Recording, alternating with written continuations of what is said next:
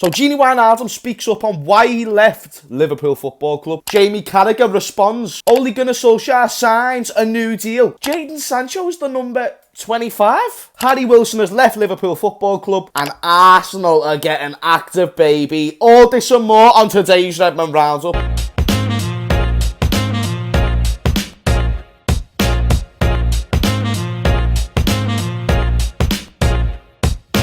Right, hello there everyone, welcome back to James Redman TV and welcome to another Redman Roundup, the show where we give you all your latest football and LFC news. People, if you do enjoy this video, and only if you enjoy, then smash a like. Also, if I sound like I'm drowning, I've got a bit of a blocked nose, so my voice might sound just a little bit weird, but hopefully it's okay. And also, before we get into the news, leave a comment on what topics you want me to talk about, whether it's Liverpool or whether it's to do with your club. Get it in the comments down below, and the most liked comments I will happily answer in the next Redman Roundup. Also, let me know, do you want me to talk about Liverpool like a little bit more, or keep doing the Liverpool Redman Roundups? Help me out and I'll deliver the content. But thank you so much for the support, and let's get into today's Redman Roundup. So Gini Wijnaldum speaks on why he left Liverpool Football Club. So I'll have the statement on the screen as I'm speaking. It's a very long statement, so pause the video if you do want to read it and stuff like that. But my thoughts on the statement and my thoughts on the whole thing is, first off, he's kept this quiet. You know, he said he was going to wait till after the Euros to basically reveal why he wanted to leave Liverpool Football Club, or why he left Liverpool Football Club. I don't understand, first off, why he made it a big deal, like it was this Netflix series about, right, so I'm going to tell you about it was this, and then he'd give us a little hanger, and then he was like, right, now I'm going to tell you after the Euros, because one point we thought he was joining Barca, then he ended up joining PSG, then it was like, why is he leaving Liverpool to join PSG? And the reason, basically, long story short, for those who couldn't be bothered to read the quote, was he didn't like the way, or basically didn't like the slander he was getting off the fans online. So online abuse, which is something that a lot of people experience on a day-to-day basis, is essentially why Gini Wijnaldum left, according to these quotes that have came out on what he has said. Jamie Carragher had this to say about it, and I'm not going to lie, I agree with Jamie Carragher. I think, you know, what he's saying there just about how, Gini, you didn't leave the club because of the fans. No matter where you go in football life, there's going to be fans who give you stick. There's going to be fans who maybe do underappreciate you, which maybe Gini did feel slightly underappreciated, which is fair enough. But you shouldn't be feeling underappreciated by the people who have celebrated your name, gave you an amazing song like Gini Wijnaldum and this, that and the other, over the owners who was paying you 75 grand a week. And I think this has nothing to do with the fans, or maybe it does, but he's still going to get stick at PSG. And really, as a 29-year-old man, which he is, he should know that, his problem, in my opinion, was money. The reason why he left Liverpool, and I've said openly on this channel, if it was to do with money, which it was, that's fine. He was getting underpaid for time at Liverpool. You turned down Barcelona to join PSG, and I don't know Gini Wijnaldum very, very well, but when you think about what would have made more sense, even though Barca are in a predicament, they have Ronald Koeman, they have Frankie de Jong, they have Memphis Depay now, they have a few players where Gini could very easily settle within that squad. He was basically next to joining Barcelona, but then PSG came swooping in, had the big bucks, and then you went that direction. And he's not blaming all fans. He still said that he loves the fans and that he's, you know, he felt the support during games, but he just felt underappreciated.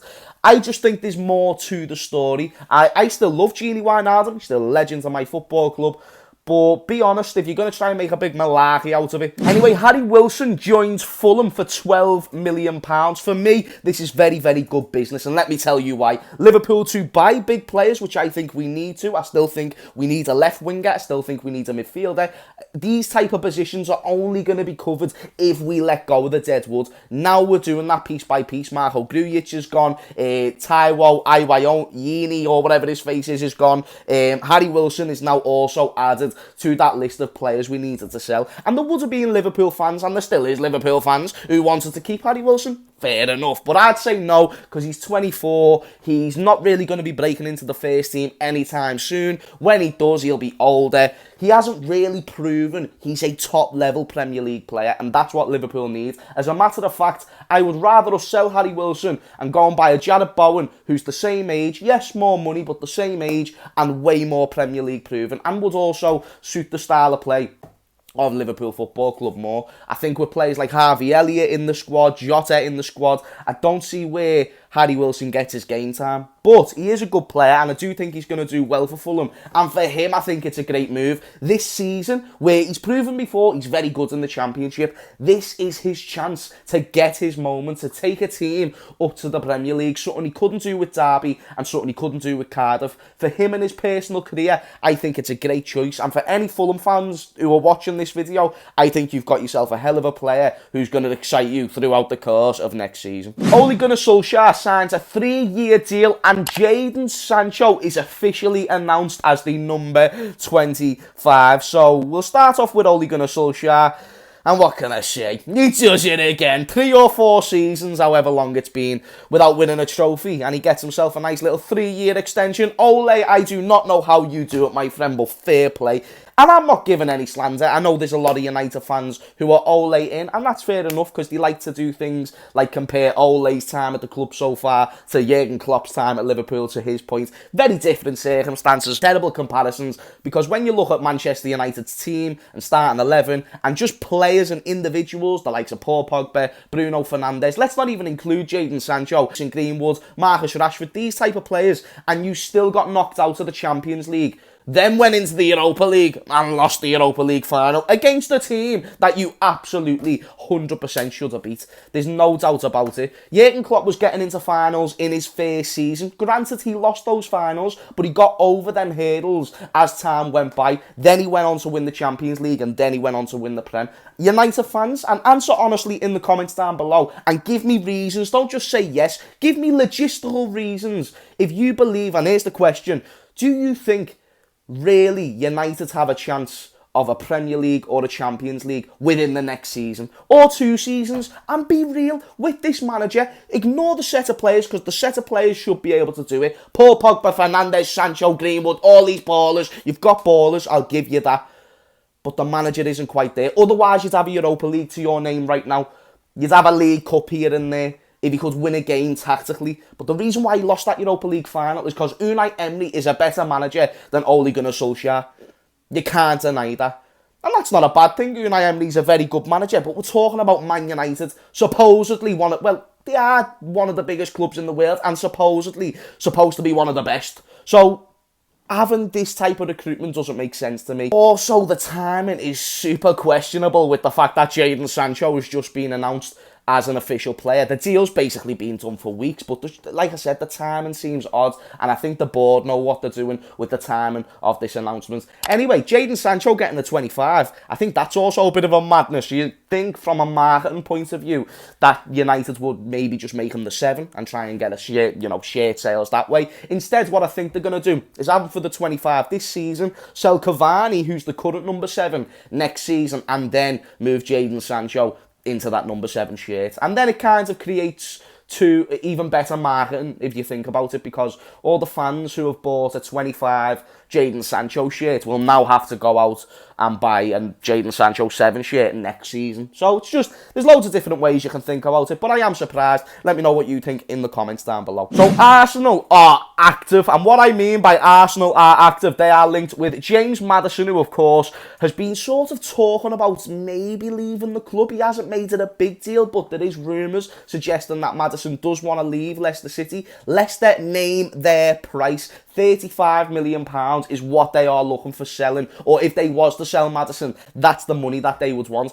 Arsenal want to pay in the region of around 55 million, but also they're not just looking at Maddison for this type of money, they're also looking at Tammy Abraham for £40 million, and reports suggest that they are now in talks with the player directly, or they're open to talks with the player. I've heard the wages will be around 125,000 per week if Abraham was to join Arsenal Football Club. Very big surprise that Arsenal are willing to spend this amount of money on a player like Tammy Abraham, who, let's be real, his best season is at Aston Villa in the Championship. His most proven season is in the Championship, and to be paying 125 grand per week for a player who doesn't even play or is anywhere near the Chelsea first team, I just think that's very questionable, and I really do not see that deal going through. It's too much money for too little experience. And then lastly, before we end today's video, Chelsea want Lukaku, but Inter Milan say he is untouchable. touchable, very interesting with the Chelsea situation. And I haven't really gave Chelsea enough time on this channel, simply for the fact they've been very, very inactive. And even though Liverpool have as well,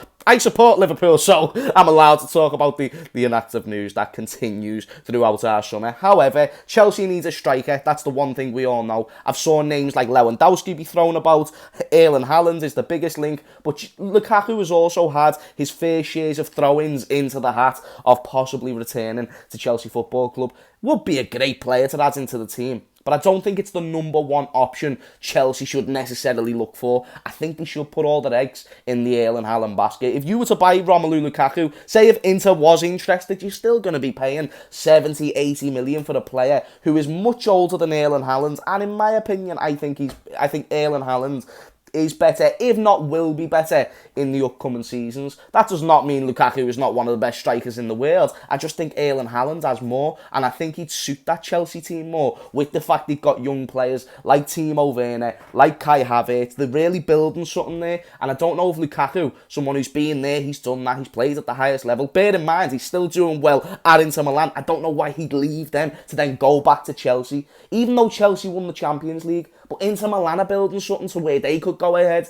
and have that type of success. So I think it would be the best option for both teams, that I think he'll flourish more at Inter Milan than Chelsea. I think he'll get more love at Inter Milan than what he would do at Chelsea. But that's just my opinion on the whole matter. Let me know what you think, Chelsea fans. Would you take Lukaku, or would you be more open to an Erling Haaland deal, for example? But anyway, people, that is the end of today's Redmond Roundup. If you did enjoy that, and only if you enjoyed, then smash a like and, you know, all that good stuff. Helps out the video. Subscribe as well, helps out the channel more than you think. That was really bad. You probably just disliked the video there, didn't you? It's fair. Anyway, thank you so much for all the support. We're getting ever closer to 50,000 subscribers. Don't forget as well, any topics or whatever you want me to talk about in the next video, get them down below and I'll answer the comments. I'll even put it on the screen just to give you a little bit more of an initiative to get that comment down below. No, seriously, thank you, people.